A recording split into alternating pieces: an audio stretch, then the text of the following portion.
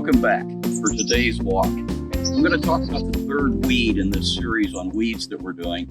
And the weed we're going to talk about today is a perennial weed that may, in fact, take you several years to gain control of. The weed is called Kylinga. Kylinga is a weed that is very much like yellow nutsedge. It has a characteristic head.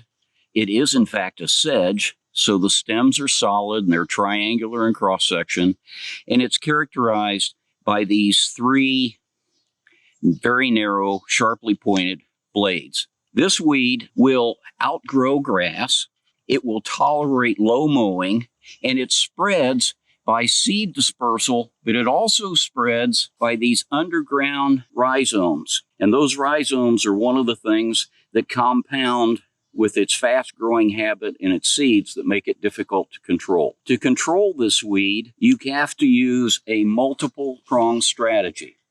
You have to do everything you can to make your grass as healthy as it can be.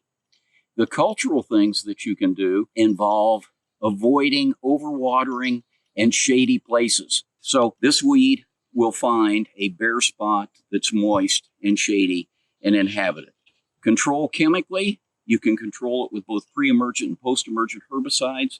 If you're going to use a pre-emergent herbicide, you're looking for a product that has both dimethanamide and pendimethalin in it as components, and you would spray that in the late fall when translocation has caused the activity in the plant to go down lower in the plant. And that's when you would spray that. Post-emergent applications, you can treat with Certainty, you can treat with Celsius.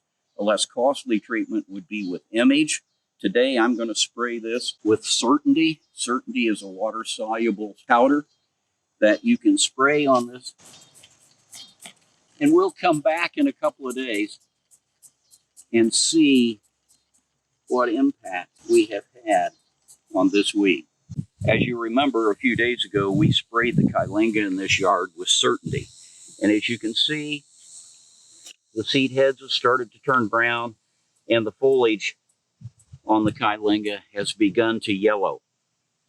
Just as a reminder, if this is just a beginning, later in the fall, I will apply a pre-emergent herbicide. I'll put Freehand down, and that will begin to attack the plant at the lower levels after translocation takes that activity down. The herbicides that I'm recommending in this series are things that are readily available, that you don't need a pesticide license to use or purchase, and that they can be used on all four of the warm season grasses.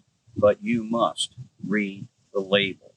There are subtleties in each one of these herbicides, and you do not want surprises when you're trying to take care of weeds in your yard.